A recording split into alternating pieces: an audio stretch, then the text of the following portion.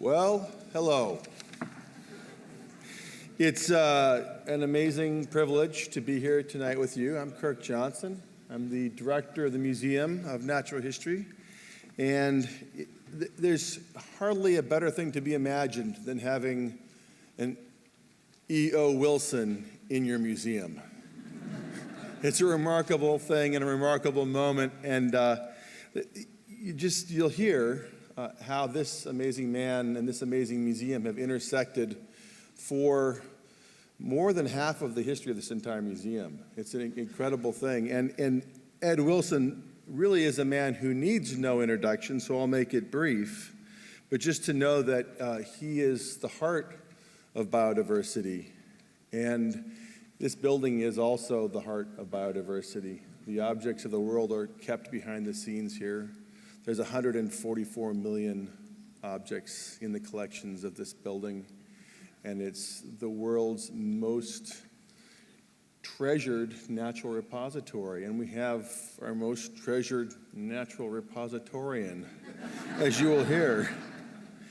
In 2007, Ed Wilson went on the TED stage with his I Have a Dream speech and imagined a website with a page for every species on the planet, which seemed audacious at the time, but he saw the potential for the digital revolution to intersect with the biodiversity revolution and create such a thing.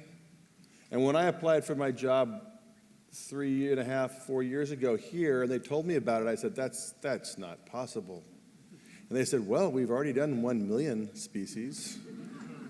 I said, I guess it is possible.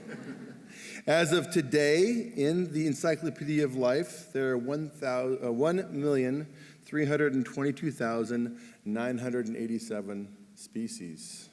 So we're well on our way to realizing Ed's decade-old dream of having a website with a page for every species. And of course, as you'll hear, we know of about 1.8 million species, but there's a lot more of them out there. So our work has just begun. Ed has written countless books. He has written a book since I saw him last, it seems like 9 months ago. He is a miraculous person, and his most recent book is called Half Earth. And I'll invite him to the stage to say a few words about Half Earth. Please help me welcome E.O. Wilson.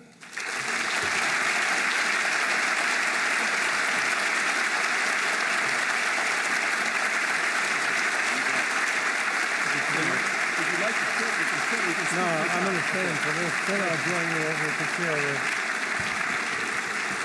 Thank you so much.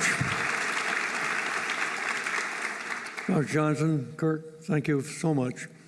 I was reminding the director that I've been coming to this museum since 1939. I happened to be living in Washington in 1939 as a 10-year-old. And it was to this museum that I was coming as often as I could to see all of the creatures in it that I possibly could. And then it was over to the National Zoo. And then it was along the edges and on into Rock Creek Park with a butterfly net.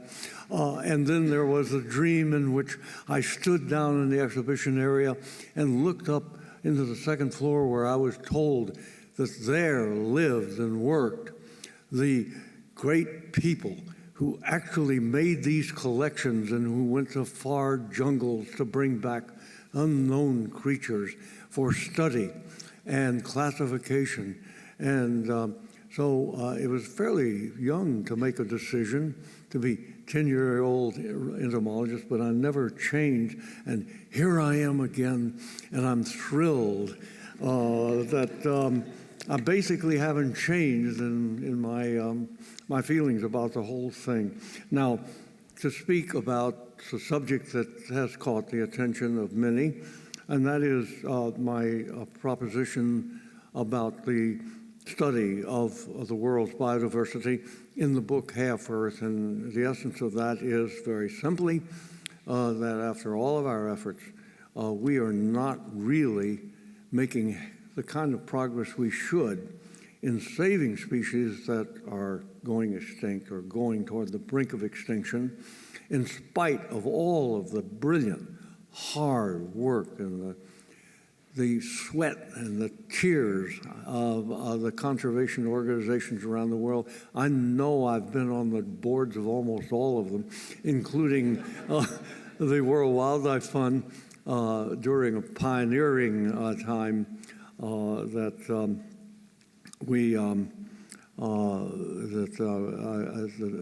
I was serving on that board.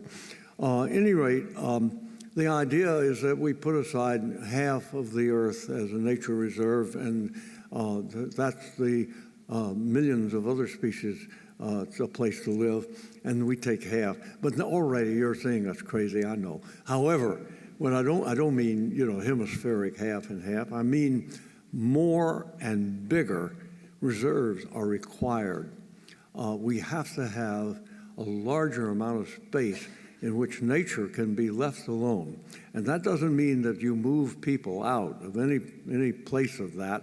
It means that there are a series of procedures and maneuvers by which people are not in any way harmed or discomfited, but in fact it can be done in a series of steps that make conservation not only acceptable, but an instrument of improving the world around people and the environment and their prospects for prosperity in the future.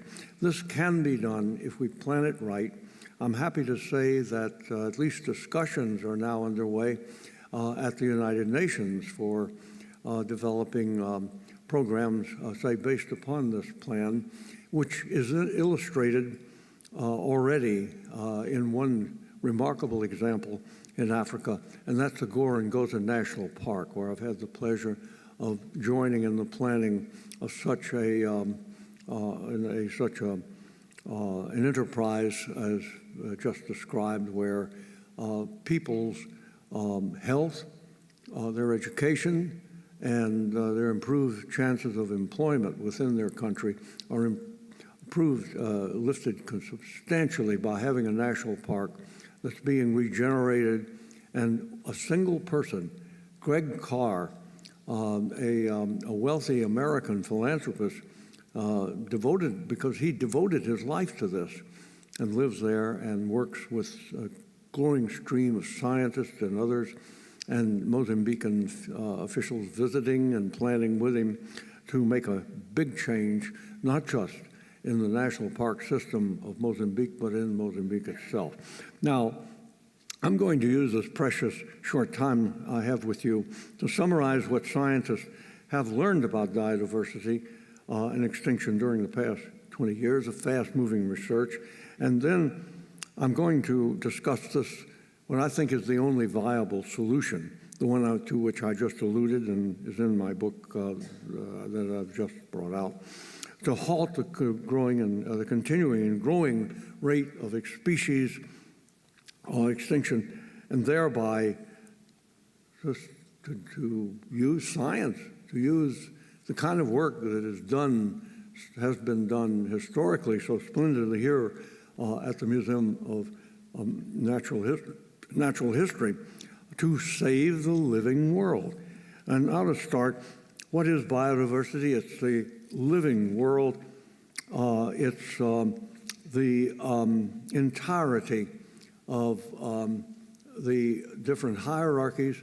Biodiversity includes the ecosystems, like parts of the forest, of lakes, of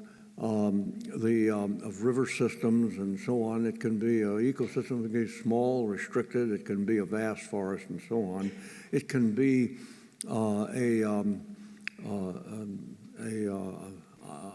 submerged coral crusted region. It can be a part of the deep abyssal benthos of the ocean. It can be large or small. But the ecosystem then consists of the species, and the species at the next level down contain the diversity of the genes which prescribe the traits of the individual species that compose the ecosystems. Now, how many species are known to science in the whole world is just indicated by the director here. It's almost exactly 2 million. It's a little over 2 million, and we're adding to it at the rate that is systematists, people who are experts, are adding to it at the rate of about 18,000 a year. Now, that's too slow because how many species are there actually still living on the world, on Earth? Both those known and unknown, excluding bacteria and the archaea, the little, what I call the dark matter of biodiversity, in which we still know so little about their biodiversity, they're hard to measure. But excluding those, the best estimate is the number of species in all of the remaining groups, the ones you're familiar with, which are fungi, algae, plants, and animals, comes in at about 10 million are out there. So that is give or take a million. But except for the big animals, we then have relatively limited knowledge of, that is, big animals, say a kilogram or more. We have very limited knowledge of the amount and the true nature of diversity, in spite of all the work we have done to this point, at the level that we need in order to understand these species and the ecosystems, of course, and especially ecosystems they compose, in order to save and make the most of the scientific knowledge we get from them and from the endless numbers of products, uses, and both practical and basic knowledge that can be derived from studying them. Now, to put the whole matter in a nutshell, we live here on Earth in a little-known planet. If we continue the rate of discovery and description of new species, if these experts of the kind that we have here at this museum continue their work at the rate of 18,000 new species a year, then we will be coming close to having cataloged on and made some, just gotten some knowledge about all the species on the Earth, sometimes in the 23rd century. That's too slow. We really have to pick it up dramatically. This needs to be a big science enterprise, and it will pay off in so many ways that it should be put forward as that, as one of the next big thing for science to undertake, for society to undertake. At the present rate, then, we need to double, triple, and then more in order to get this job done as soon as we can in order to do the next great, have the next great advances in the study of Earth's biodiversity and the living world, which we have so badly neglected up to this point. With the data sets of the best-known vertebrate animal species, vertebrates, because we do know a lot about the mammals and the birds and the amphibians and the reptiles and the fishes. So we can use the data and we can say from them what approximately is the extinction rate going on around the world in all of these groups, even the ones that are poorly known. We can put an extrapolation there. And we know from paleontology and genetics and systematic studies that we can put the extinction rate at the closest power of 10 is 1,000 times, getting close to 1,000 times the rate it was before humanity came along, and it's accelerating. For example, from 1895 to the present, 57 freshwater species and distinct geographic species in the United States were driven to extinction, 57. These extinctions have removed roughly 10% of all of the biodiversity of the freshwater fish of America. This means that the extinction rate of fish species, when we translate it into multiples of extinction rate over before there was an America, in our own country, is an estimated approximately 900 times the level that existed before the coming of humans. Now, we've heard a lot about climate change. I hope all have heard a lot about that. And we know that when we pass the so-called 2C, 2 degrees Celsius line, and we're more than halfway there now, then the projections are really violent changes in the weather and very rapid warming of the climate to unhealthy levels pretty quickly. Is there an equivalent in species? Well, if we are now somewhere close to, in species extinction, we're close to 1,000 times now. That equivalent for species extinction rate lies somewhere between 1,000 and 10,000. We don't know at what level it's headed for right now, unless we do something. We don't know at what point in the increase of extinction rate, how fast species are taken out, how quickly or the ecosystems are shrinking in the number of species that compose them, that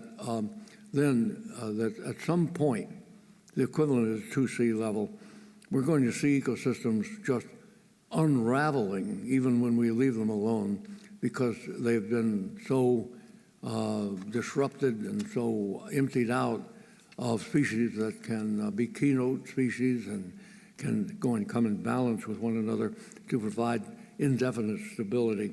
This brings me to the effectiveness of the global conservation movement.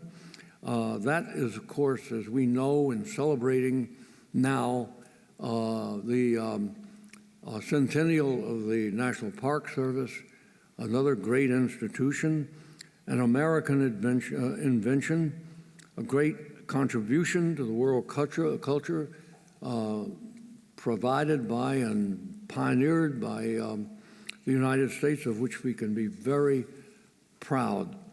We know that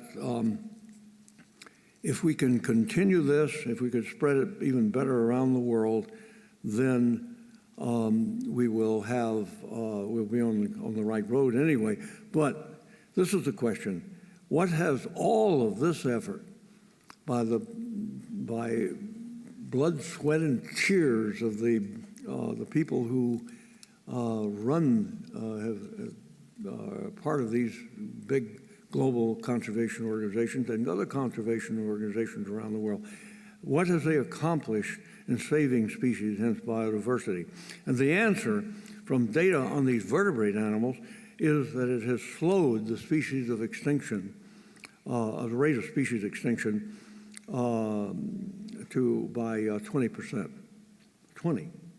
So we're nowhere close to stopping, slowing down significantly the rate of extinction of species around the world.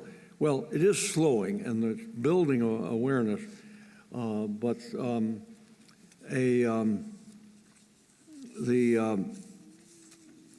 it's really, again, not enough. We need more knowledge. We need more effort put into saving the ecosystems, and the best way to do that is by enlarging the habitat available to them. Certainly in my argument for one half, a proposition which incidentally so far has gained considerable favorability. I have not yet waiting for the first bad review. I'm sure I will get one in the New York Review of Books, because writers have a basic principle. They say you're not a real writer until you have been attacked in the New York Review of Books. I cannot imagine that the editor of the New York Book, whom I know well, is going to let his guard down and allow a favorable review of half Earth to go through, but I hope maybe I'm mistaken. But at any rate, this has been widely accepted, including so far by those who know conservation biology the best, as a possibility, as a good possibility we should look into. And I won't go into the details that might come up in questioning right now, except to say that people want a solution. They don't want to hear constantly about progress is being made. We ramp it up, we get a little bit of progress, we ramp it up again, and you get a little bit more progress. They want to know what a goal can be that will decisively change the situation that exists today. They want to be able to stop the infection. They want to be able to cure the cancer. They want to do that the way we wanted to land on the moon. We didn't want to hear years of reports on the farther and the closer and closer our spacecraft came to the moon. The Endangered Species Act, I have to put a good word in for that right now, of 1973, by focusing on recognized endangered vertebrates in the United States with legal procedures and with actions designed for each species in turn, with that amount of care, has brought 10 times more species back to health that have been lost to extinction. So it can be done, but we want to be able to do it in a manner which just has to be revolutionary, and that has to concentrate on the main cause of extinction in the species around the world, and that is habitat reduction. Okay, if this is in the situation of, say, a victim of a traffic accident, bleeding badly, surgeons have diminished the blood loss by 20%. And we can say to them, congratulations, wonderful work. The patient, of course, will be dead by morning. And we really don't want to be stopped with having that in mind. And finally, coming to an end in this short disquisition, there is a momentous moral decision about all this confronting humanity. It can be put in the form of a question. What kind of a species, what kind of an entity are we to treat the rest of life so cheaply? What will future generations think of those now present who have gone ahead and made an irreversible decision, mostly through neglect, of this magnitude so carelessly? The 5 previous mass extinctions, we believe most of them probably caused by asteroid or strikes. The last of them, 65 million years ago, at the end of the age of reptiles. These big mass extinctions required variously among them 5 million years to 40 million years to recover by natural selection. We don't want to leave to generations, say a century from now even, the realization that if we see the natural world come back to health by evolution, that they're going to wait for a few million years. That is going to peeve them. What will they think of this generation? Does any serious person really believe, meanwhile, that we can just let the other 10 million or so species drain away, and that somehow our descendants will be smart enough to take over the planet and ride it like the crew of a real spaceship? That later generations will find the way to equilibrate the land, the sea, and the air in the biosphere on which we absolutely depend in the absence of the natural biosphere, which has been doing it for us superbly well, so long as we left it alone, sufficiently left it alone enough to operate in a healthy manner. Many of us, I believe, here present, I hope, understand that only by taking global conservation to a new level can the hemorrhaging of species be brought down to near the original baseline rate, which is what we should aim for, and that is in pre-human times, present in pre-human times. For those who are interested in the figure, that is somewhere between 1 extinction per 1 to 10 million species per year lost. That's a very low rate, and it was enough for evolution to replace it with new species coming along.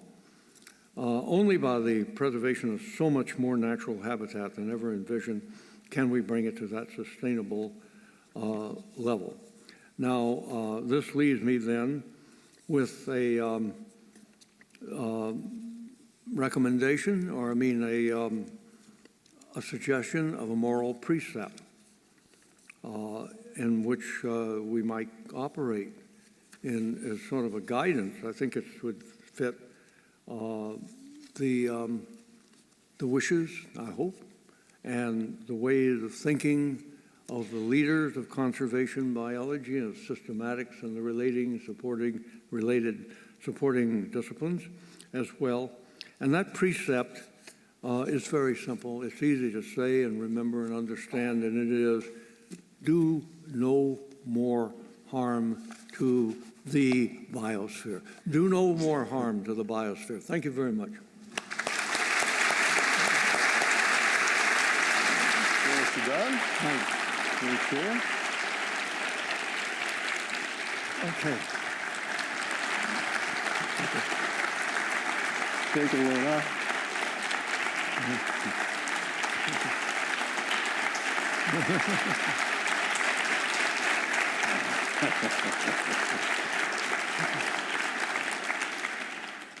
So I want to talk about the book, but first I want to hear a little bit more about your first experience in this building. And you spent some of your childhood here in Washington, D.C. Did that have an effect on you? Oh, did it ever.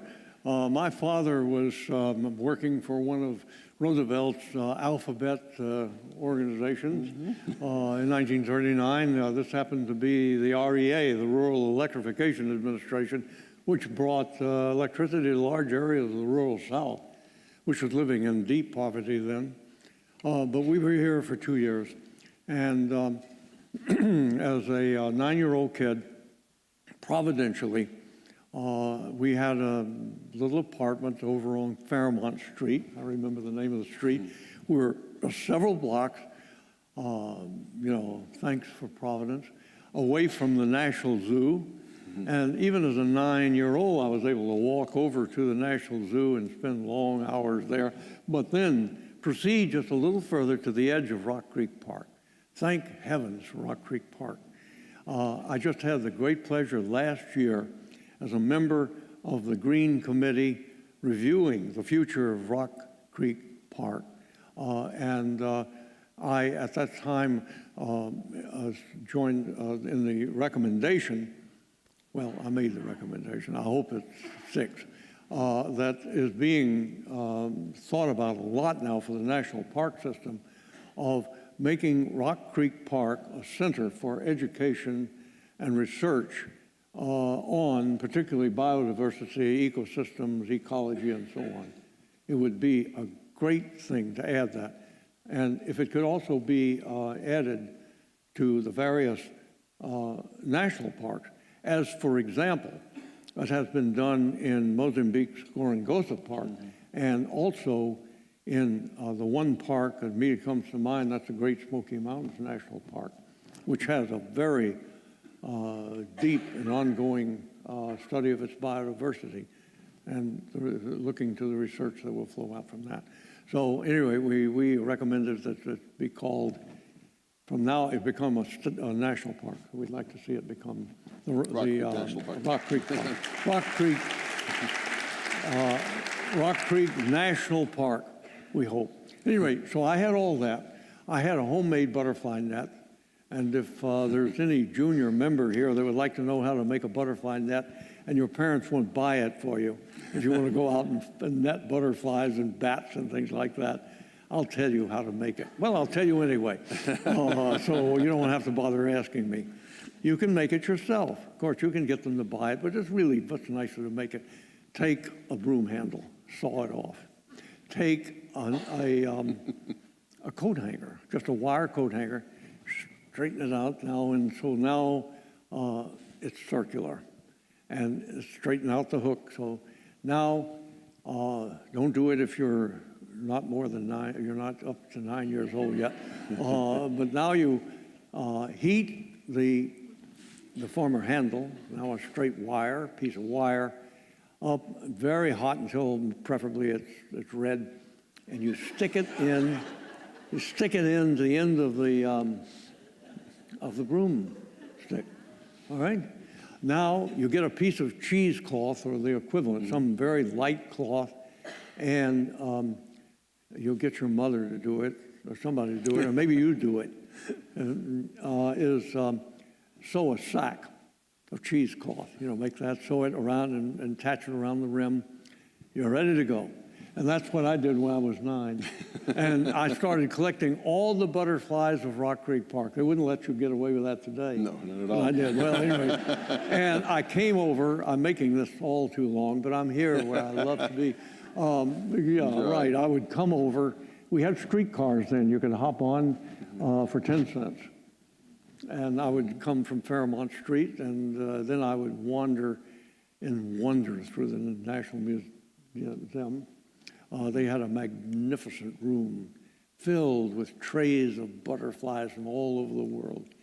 And it was there that I decided to become an entomologist and maybe someday join, that Olympus-like floor where the real entomology heroes actually lived and worked. So that's not a complete story of my relationship with the National Museum of Natural History. Oh, I'd like to offer you a job right now, actually. Oh, if you'd okay, like. The lovely office on that floor. Actually, you have an outstanding ant expert here in Ted Schultz. But I'm sorry I didn't get to see him today. At any rate, yes. Now, what was the question? Okay, I'm going to move on to another question. It's interesting. You've had an amazing career, but I look back at your life, and the year you were born, there were 2 billion people on the planet, and now there's 7.3 billion people. So the planet's population has well more than tripled in your lifetime. And I ask you this question because I'm interested. You wrote a book called Letters to a Young Scientist. A letter to a young scientist, a recommendation to a young scientist. And I would ask you, for a person going into science now, in a world that has 7.3 billion people, and who intends to have as long and illustrious career as yourself, what recommendations do you have to these young scientists right here? Well, I wouldn't change anything I put in my recommendation to a young scientist because I wanted to do a number of things that ease the road into a scientific career. Mm-hmm. And also because I'm very much concerned with bringing science and the humanities together for the health of the humanities, if nothing else, and stop their slipping toward down the IUCN red list toward to the endangered and then critically endangered levels as measured by starting salaries of young people trained at college level in humanities and so on. At any rate, it is that first of all, forget about math.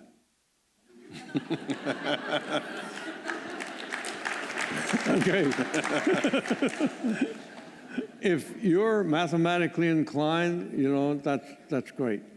You may be mathematically inclined, you love it, and you should go into it as quickly as possible. It's okay to be actually taking partial differential equations in your senior year at high school, but that doesn't mean that all your colleagues who want to be scientists are following the same route. Any more that one of your classmates is very gifted on her way to being a concert pianist. It doesn't mean that you have to be proficient in a musical instrument. Actually, you do have to have some basic mathematical concepts, but there really should be in understanding the nature of statistics, how statistics are displayed, how they're obtained. It should be an introduction to some probability theory, but these are fun things to do with math. The thing that stops, they are, come on. The main thing is we scare off young people who are not so inclined, to go through this dreary salt mine enslavement of saying, okay, I want to be a biologist. I want to be like one of the ones in the National Museum and so on. And you have some teacher, Common Core, enthusiast who says, okay, good, good, good. But remember, if you want to be a biologist, you've got to know chemistry. And if you get to learn chemistry now, you've got to know some physics. And you better not get too far into physics unless they've got a pretty strong math background. By this time, the youngster, you, are sitting there and you're saying to yourself privately, you may not say it to your parents, you're saying, I think what I'm going to do is go into business management and become a billionaire. Instead, that's what I'll do. Or, I'll get a degree in English and write poetry for the rest of my life. No, you go right on into science. You'll pick up the math as you go along. Because you have to remember, and these are things I hope I could express, that there are certain rules you follow. First of all, entrepreneurship, figuring out something to do that other people are not doing, going into an area that's not crowded with people. Be the opposite. Take the opposite of the rule of the lost soldier or the lost platoon on the field of battle. Their orders are march to the sound of the guns. The young scientist marches away from the sound of the guns. He's looking from the beginning and saying, hey, what part of the frontier out there, and it's a constantly expanding frontier, has the least sound of the guns? Don't go be attracted to where there's a great tumult, so much so that it even makes the front page of the New York Times, as enjoying this big crowd of people. You have a chance then of ending up a buck private for your whole career, because there are already so many master sergeants, lieutenants, and major generals present in that domain. If you go to where there's others that haven't been, and look around, it'll take a while you're an undergraduate, say in college, then you're going to stand a much better chance of making new discoveries, important discoveries, and that's how you define science, is through that. And I know I'm laddering on too long, but I see young guys in front of me, and that's important, yeah, that they hear this. That is that,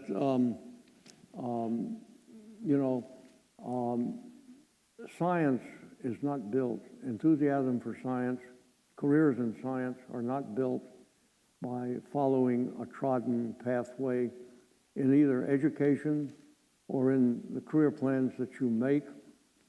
It does not involve much memorization at the beginning. In fact, too much memorization can blunt your own creativity and ambition.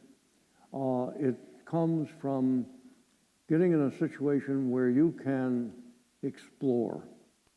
Rachel Carson said the same thing. He said, take a kid out to the beach, give him a pail. We're talking about very young kids now. Give them a pail and a little net, and tell them, point to a tidal pool and say, go discover everything you possibly can.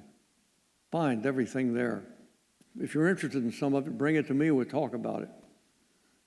That is the way to become a scientist. That's the way to learn science and to become a scientist. What you do, you get into science, you explore, you learn, and then you can remember and you can take care of, you can become passionate about a subject, something you see and discover on your own. That's what happened to me also in Rock Creek Park as a 9 and a 10-year-old. And it really happened to me here in this museum because I was discovering extraordinary things as I wandered through the museum. Only later that I started putting it together and memorizing names and the like. So I hope that that would be a partial answer to that question of how I think young people should come into science to learn it, but even to start and choose a career. So, Ed, one of the things I really love about you and your career is your ability to look at very, very tiny things in great detail and then stand way back and see the huge whole picture, that in to tiny things and back out. And I think the Encyclopedia of Life is an idea like that, where you said there are species, let's catalog them all Yeah. How did that idea come about, and are you happy with where Encyclopedia of Life is today? Yeah, I'm rather pleased. You know, when I don't want to take up all our time, but I do remember that when I published that article, and it was 2003, saying this is what we need to really get organized and get moving. That was not in the capability of big data computer or digital research and memory and testing. And I got a letter from a friend of mine, Sir Lord May of Oxford, President of the Royal Society of London, Chief Advisor to the Prime Minister. And he said, "Ed, what have you been smoking?" Those were his words. And gee, I could have made him eat that letter within 3 years because I saw, you know, that computer capacity and sophistication, we don't doubt the exponential growth of all those now. And so that's how that came about. So that brings us to Half Earth, and I have in my office a bumper sticker that says Natural History Museum Save the World. Yeah. And I'm kind of curious why you only wanted to save half of the Earth. Well, by saving half, this way you're saving the whole world. Yeah, we're talking about saving the world. You asked me, and incidentally, I didn't answer your question, and if I had wanted to dodge it, I would have gotten away with it now. And that was why the tiny little insects. And I just loved dealing with them. That was the choice I made. And I got an early interest in butterflies and ants and so on. And I soon discovered a world that was always immediately at my, within my grasp. Whenever I went out, I didn't have to hike 10 miles in order to see a red-tailed hawk or anything. I could go just to the edge of a woods anywhere, and right away I had more novelties and interesting things to see. But now, what was your question? Well, I'm gonna move it to a slightly different point. Saving the world. There you go. There it is. That's what we're talking about. And how we're in a museum, a natural history museum with a huge staff, collections, and amazing audience. What role do natural history museums play in getting us down the road towards half of the Earth preserved for the biosphere? Because right now, we're preoccupied as we should be, or at least give a high priority to changes in the non-living world. And I think most people now accept that getting a control over climate change is a life or death situation. But in so doing, we've haven't abandoned, but we've lowered interest in the living world. But as I was mentioning, if we don't get busy now to save the living world, we're giving up our support system big time. And we're going to find that the fewer and fewer species that you have, just like it would be, as you sailed on down to the Falkland Islands and then on down to Antarctica, that the less and less the biological diversity, the less and the less there is to keep you alive. So you have to keep all your supply, bring them in, all your supplies with you. And that's going to happen more and more around the world if we have the natural world diminished and constricted so it becomes less and less effective at regenerating the soil, at purifying water, at making the very air that we breathe. And that'll happen, as the diversity shrinks. So really, the Museum of Natural History, and give it a break, American Museum of Natural History, and maybe even the museum at Harvard are needed to save the world. You're right. Life is good. What we're going to do is we'll give you a chance to ask questions, and there's some microphones, so you might want to start if you want to line up. I'll ask yet another question, but if you have a question, assemble yourselves behind the microphones, and there will be microphone handlers to help you do that. There's Tina on that side, and here's Sarah on this side. And I want to ask Ed, what do you think about the role of citizen scientists?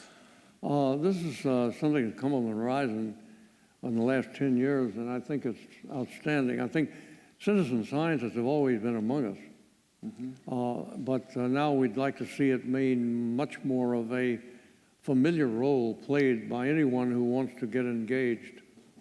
It means, in the case of biodiversity, for example, biodiversity studies, that people, anybody, can, as part of their recreational life, engage in finding and identifying and putting into the record by the number of ways of doing that now using digital photography and transmission, putting into the record things they think are new and interesting. Families can do this. Individuals can do it who go exploring. Rock Creek Park. I don't think everything's known about Rock Creek Park, but it could be, let us say, in case your family ever took a trip to the islands off Panama, or I'll say still within the United States, some of the lesser explored areas of the United States, less well cataloged and so on. And by this means, either singly or in groups, just in the same manner as birding, which is much less of a challenge because we know virtually every species that you could find within North America. But the opposite is the case with many plants. We need to know much more about their distribution and how that's changing and so on. A large number of the insect species, of which there are many tens of thousands of species in North America, and many of them still undiscovered, unknown to science, then that can be fed into through agencies and organizations that include this as part of their natural history programs or conservation programs. And people who do that then are citizens, and what they are doing is real science. I'm going to ask for questions from this side first, and we'll alternate, and we'll take this one. So you've inspired me to want to act and make a difference. What specific things can you recommend that we can do as individuals to help preserve the world's biodiversity? You'll have to repeat for me. Okay, she wanted to know what things that you could suggest they can do to help save the world's biodiversity. You've inspired her, but she now wants you to give her specific marching orders. Well, if you have any inclination on your own, where are you, high school? No, I'm a young mom. Okay. Well, that was an unintended compliment. But anyway, the idea is particularly for younger people still in the process of choosing a career or direction they want to take, keep an eye on this field. Keep an eye on our return to the study of ecology, of ecosystems, of exploring the world, and see if that might be a profession that you would go into, because I'm telling you, the jobs are going to open up. It's got to. Our focus is going, finally will be changing, if either not direction, it's going to be changing by expanding its purview to take care of the living world. And when that happens, there's going to be an enormous growth in opportunities, need and opportunities. That, of course. But then, of course, you have a vote. And we don't hear, we don't, the recent debates going on in one of the two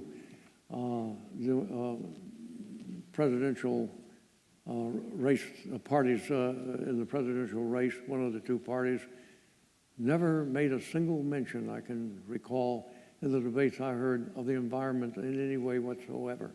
That's going to change. And on that note, I would point out this bumper sticker which says, E.O. Wilson for president. Okay.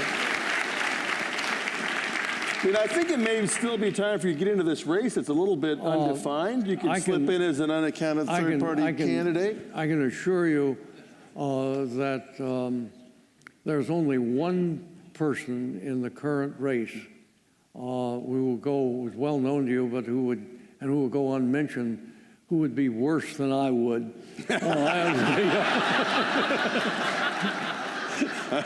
I would be terrible. That's being passed around by students at Duke University as a joke. Okay, a joke? That looks pretty good to me. But you can have the job here instead. All right, fine. Well, we got it anyway. That's true. We'll take this guy over here. Yeah. Okay. Yeah, first of all, thank you very much for speaking with us today. And my question is around the role that private industry might have in this lofty goal of setting aside half of the earth. So far, basically, we have the national parks and federal land preservation, but do you see a role for private industry in helping us preserve the land, and what might that look like? Once again, I'm going to have to rely on you, He was Kurt. interested in the role of private industry in conservation. It can be huge. There are so many industries that possess and utilize large tracts of land. If they could include in their environmental consciousness, which many do as part of their policy, corporate policy, to return as much of the land they have under their control and are not using to its natural state, and make as much of that as they could. It wouldn't take very many important industries doing that to help focus our attention and turn our awareness and our feeling about the natural environment. Right as we speak, I'm carrying on a correspondence with a cattle growers association in Northern California. And they have declared an interest, of course, in maintaining the cattle industry. But they want also to convert as much of their ranches as they can into nature reserves.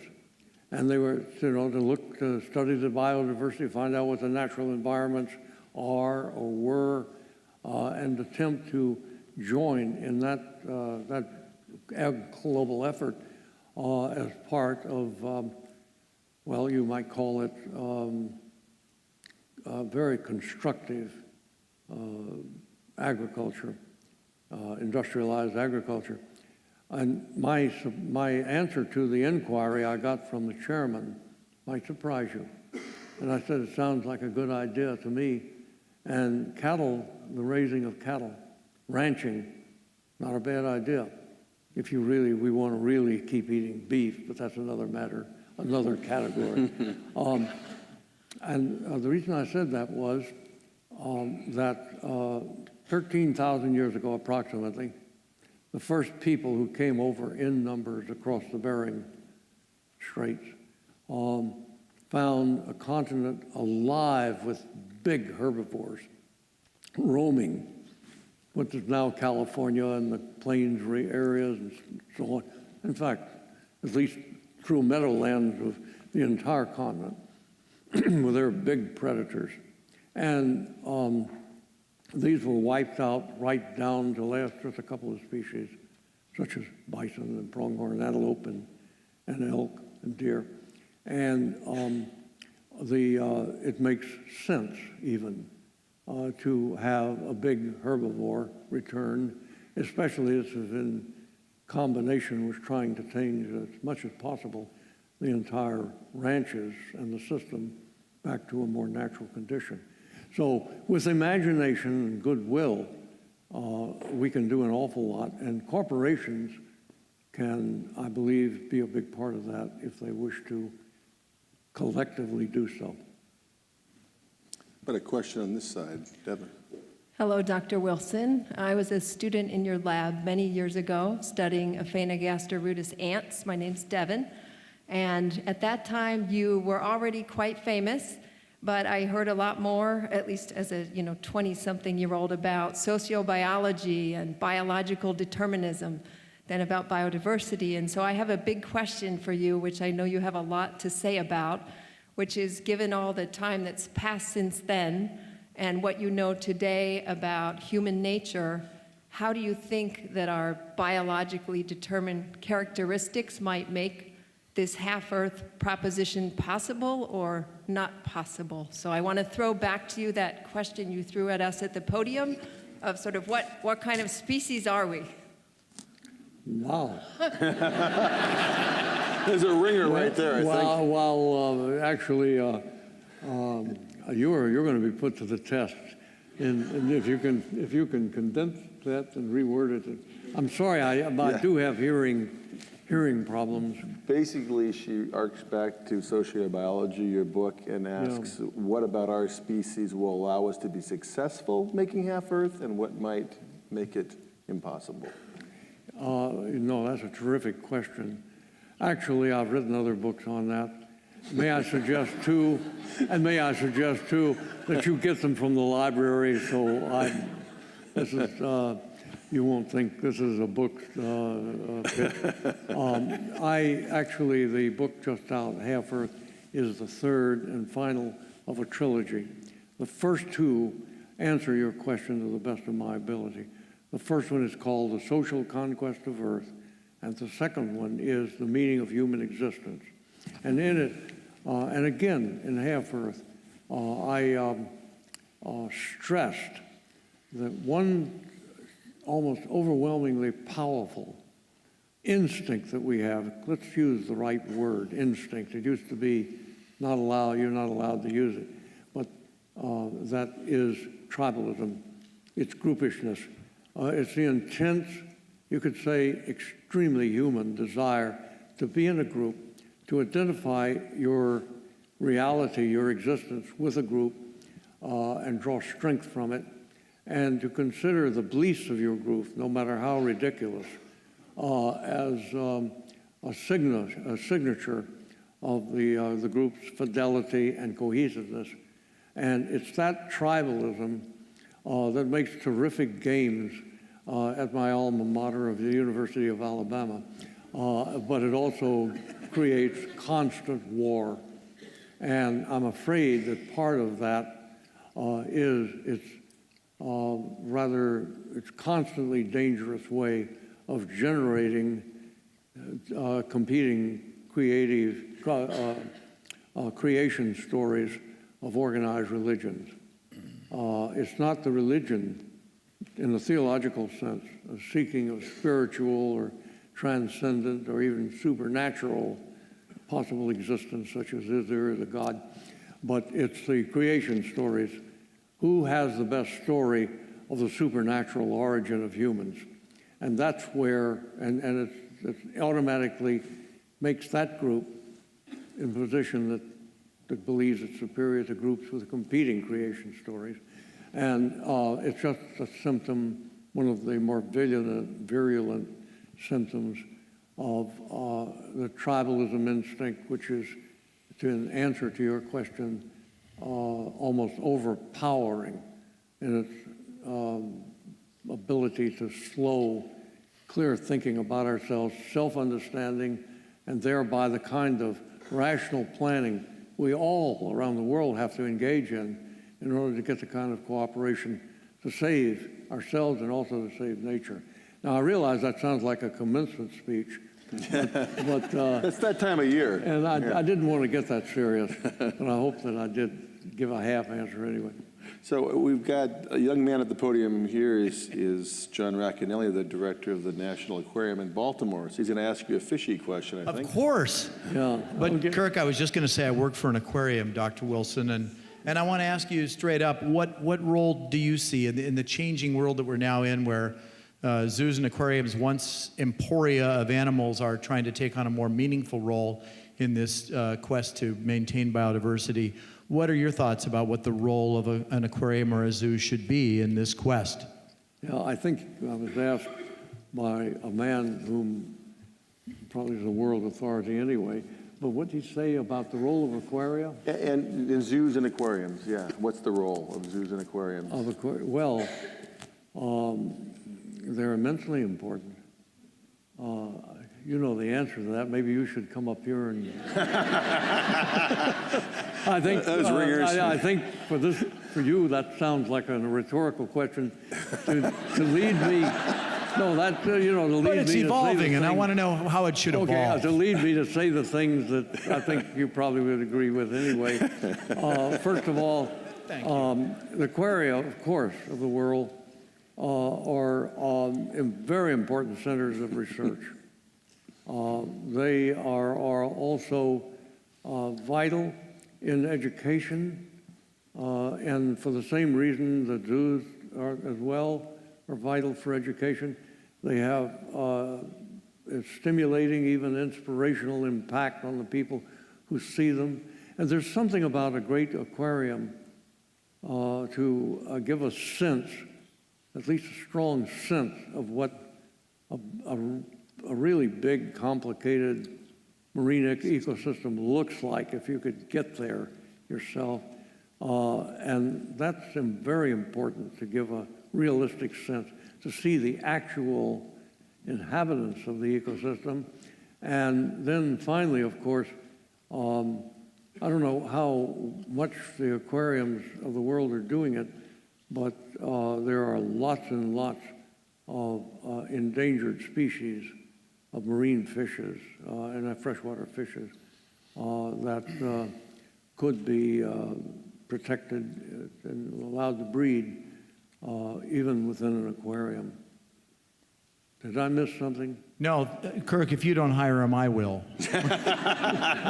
Thank you, He wants Doctor. to hire you, too. Okay, What can you do? How about over here? Hi, optimism. I'm starting to read The Sixth Extinction by Elizabeth Colbert, and she says that today amphibians enjoy the dubious distinction of being the world's most endangered class of animals. It's estimated that extinction rates among other groups are approaching amphibian levels. It's Can you estimated that speak a one-third of little all bit reef building slowly or into the coral, microphone? et cetera. Okay. Thank you. It's estimated that one-third of all reef-building corals, a third of all freshwater mollusks, a third of sharks and rays, a quarter of all mammals, a fifth of all reptiles, and a sixth of all birds are headed towards extinction, on and on. We're destroying the planet. What makes you optimistic other than the absolute survival necessity of we need to be optimistic? What's the grounded tap once roots again, of your I'm- optimism? I'm desperate to hear you, but I got a problem with hearing. He's basically saying, we are destroying the planet. Yeah. And what makes you optimistic? Because I'm a scientist and she is not.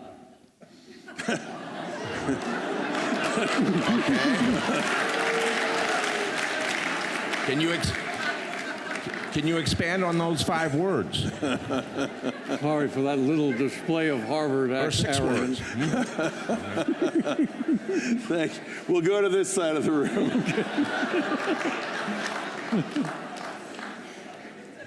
Hi, thanks for being here. I was just at your birthplace in Birmingham. Beautiful city, great art, birthplace of the civil rights movement. Looking around this room and generally looking around the environmental sector, there's a surprising lack of racial, ethnic, and socioeconomic diversity. I'm curious what your thoughts are on if that's a challenge, what that means, and what we might be able to do about it. You basically said there's a lack of diversity amongst museums and upper education and the groups that are focused on the environment. Lack of human diversity. Oh, wait a minute. What are we talking about? You're talking about diversity of people? Yes, yeah. Working in the museum? Yes, exactly. Yes. Talk to him about that. I don't. I will actually say that yesterday the Secretary of the Smithsonian announced a diversity initiative to tackle just that problem for the Smithsonian at large. And it's in my job description writ big right now. So it is, in fact, my problem. I knowing enough aquarium and zoo directors over the recent years that I have, it's hard for me to imagine that any imbalance in racial or gender is more a reflection of those who are coming looking for jobs and taking the training than it is to any kind of bias. I can't imagine the bias. I've never heard of any such thing. Well, Yeah. don't you think that's a problem if the demographics of the country are different and the people representing Just one. the Wonders science? if you think it's a problem if the demographics of, let's say, biologists are different from the demographics of the country that they live in. Demographics? What do you mean by that? You mean that people who work on biodiversity have more or fewer children, or what? No. It's What? more if they're different. We're not seeing underrepresented groups in entering biology, and as our country gets more diverse. Oh, Right. well, I think it's going to be just unfold. We've always unfolded it. I think I, like most people seated in this room, had an ancestry which in the early days struggled to survive and have a family, and we're going to see that happen with the major immigrant groups. I'm not going to be around, but if I were, I'd be expecting to find Hispanic neurosurgeons, Senate candidates, and even museum directors. I guess we can't hire you after all. Yeah, well, I have to. We'll take one more on this side, and then we've got a special little moment. All right. I have a question from our Facebook audience. A Facebook question. Zach asks, do you think national parks will become living museums? Okay, so this is a question that came to us by way of Facebook. So somebody out there on the planet wants to know if national parks will become living museums. That is an interesting question. The way it's put does have some merit. We need, in fact, that's an extraordinarily interesting question. If we just set up the parks themselves and we limit conservation areas pretty much to designated parks, if we did that, and we tend to do it in today's society, then with continued increase in population, and we're going to go from about 7.3 billion to an estimated United Nations demographic progression, 11 billion roughly people before it peaks and then starts coming down. We could be in a situation where the biodiversity the world is limited to whatever parks were set aside. However, we can do, starting right now, in fact, I've already begun in many places by many people, a lot better than that. And it entails, just as we've been speaking from different directions about it now, to make biodiversity reserve areas on private lands, other public lands. It's just a matter of a bit of applying the right knowledge and then a little bit of patience and leaving lands alone to develop a system of natural ecosystems. I'm optimistic that that's going to proceed in such a rate, in addition to the expansion of the national and the state and even city park services, to the extent that it's not going to come about. Also, with reference to the expanding human population, there are moderating factors that most people haven't thought about. One of them is the implosion of populations into cities worldwide. This means that livability for humans and high quality of life is going to be obtained by urban planning of an inspired kind, and as these cities grow. And part of that is going to be what now is becoming an increasing important part of landscape architecture and even conventional architecture, to turn cities as green as possible, using every bit of space and that's not occupied by people or by industry or businesses, turn every bit of it into little parkland, as was done in the Chicago wilderness system, a brilliant stroke of adding nature to as much of the city as possible. But then this results, as it has resulted, for example, is resulting in certain areas of Central America, to abandonment of the land and the return by regeneration. And so I think the signs are pretty favorable. I don't know how many of you know what an ecological footprint is. Would you raise your hand if you've heard of this concept? Oh, good. All right, so my brothers and sisters, I can talk to you. Yes, this is, you might think this is growing. You know, the digital age means that we can consume more and more and use up more and more energy and land and so on. But in fact, the reverse seems in the making, thanks to high tech and thanks to the evolution of the market economy, in which we constantly seek in a competitive way to reduce in our product, while making our products better and better, to constantly reduce the material that goes into the product, the energy to run it, and its failure rate. And all of that contributes to less and less pressure the individual exerts upon the world as a whole. And there are various trends of this sort within humanity, and appears to be part of the unfolding of our post-industrial digital society that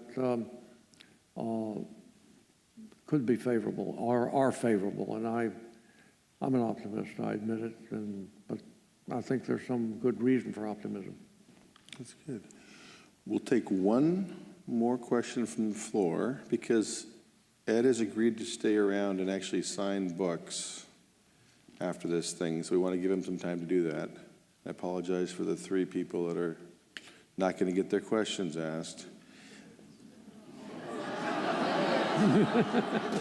All right, we'll answer. Will you promise to give brief answers to 4 questions instead of long answers to 1 question? I want a full answer. Okay, Dr. Wilson is well, I'm a Harvard professor. That's not how I made my living. However, I'll try. In this one case, okay. Dr. Wilson has granted you a stay of execution, and you may ask sure, each of you it. one very beautiful, quick question, followed by one very beautiful, quick answer. Please. Thank you. So I wondered, you referenced how the whole conservation community has stemmed the tide of blood by 20%. And I'm wondering what you think the greatest cultural or organizational change that needs to take place in the conservation community is to do better than just stemming the tide by 20%. Did you hear that? She wants to know what one change you would make to the conservation community so it will do much better than it's been doing so far. Expand its membership and get the richest countries much more involved in a focused efforts to preserve biodiversity as a major part of its environmental policy. Thank you. Excellent. Next question. As a high schooler and someone in the younger generation, what do you think our biggest role in this half-world will be? He's a high schooler, and he wants to know what his role in half-world is, or half-Earth. Well, I think that hopefully your education and your worldview will be shaped with the preservation of the natural world as part of the environmental landscape of environmental science and practice that you'll be learning. Keep the living environment strictly in mind. And if you have the slightest interest in getting into this field, check it out. We're looking to hire. It's all good. Yep. As a child, He said as a child. They're getting younger. Yes. what is, like, how could I help out in saving the world? As a child, how can I help save the world? Good. Okay. All right. You probably already have got this plan. Get all of the education you can. All of it, you can. Stick with it. And in that education, include science at the very least. Either if you want to become a scientist, then of course you have a whole career to plan. But if you don't, if you want to go in another direction, nonetheless learn science to be able to make use of it to maximum benefit for you and for your society as you mature.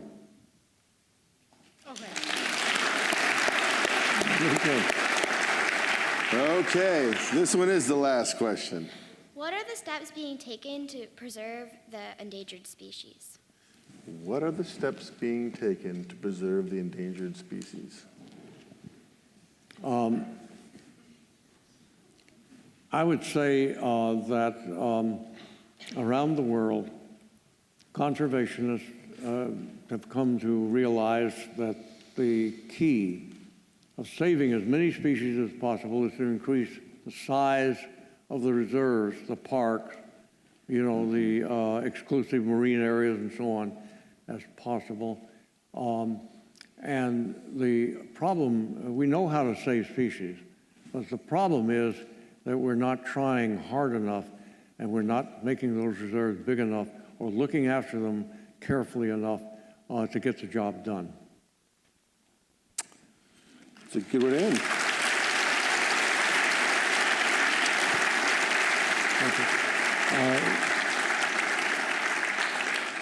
I now have a sort of a remarkable thing for you, Ed. In 1947, which is 69 years ago, you collected a tiny ant that you would later identify as a new species of the genus Leptothorax.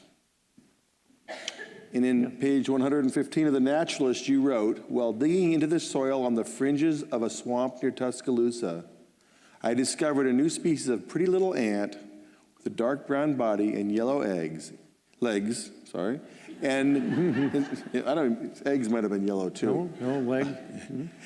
And described it as Leptothorax tuscaloosi. Now, as I understand, this is the first species you ever described, and you deposited it here in this museum. So I thought you'd like to say hello to your little friend. Yeah.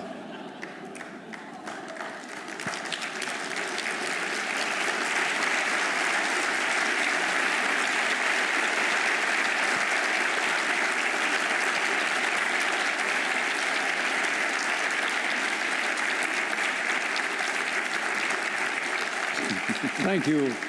Thank you so much. That is a beauty. I mean, to think that 69 years ago, he was a publishing scientist, his first species he ever described, and what you do when you describe a new species is you send it to the National Museum where we keep the first specimen of each species described, the type specimen.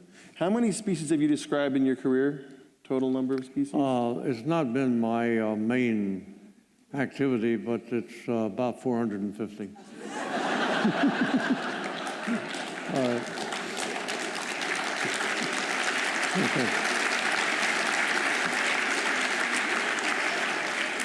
Okay. So on that note, what's going to happen next is that Ed and I are going to go that way, and you're going to go that way, And at the top of the ramp, we have some tables where you can line up to get your book signed by Ed.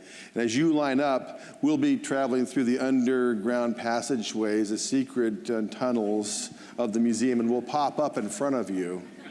But before we go, please help me in giving a thunderous applause for Ed Wilson. Thank you.